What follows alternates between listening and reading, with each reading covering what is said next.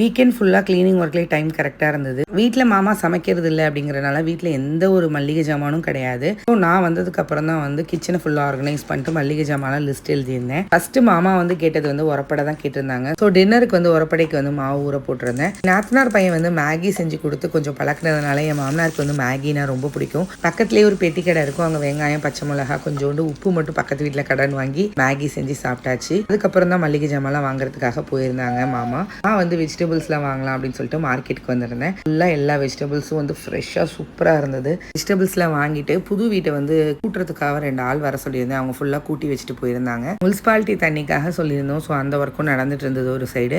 துபாயில் பசங்களோட ட்ரெஸ் எல்லாம் வந்து ஒரு கபோர்டு வச்சிருப்பேன். அதே மாதிரி நான் இங்கே இந்தியாலையும் ஒன்று வச்சிருக்கேன். துபாயிலேருந்து தான் வாங்கிட்டு வந்திருந்தேன். இது வந்து ஒரு ஃபியூ இயர்ஸ் பேக்கு. ஸோ ரொம்ப யூஸ்ஃபுல்லாக இருக்குது. பசங்களோட ட்ரெஸ் எல்லாமே அதில் ஆர்கனைஸ் பண்ணி எடுத்து வச்சுட்டேன். லிங்க் வேணும்னா கேளுங்க, நான் சென்ட் பண்ணுறேன். வீடியோ பிடிச்சிருந்தா ஃபாலோ பண்ணிக்கோங்க. தேங்க்ஸ் ஃபார் வாட்சிங்.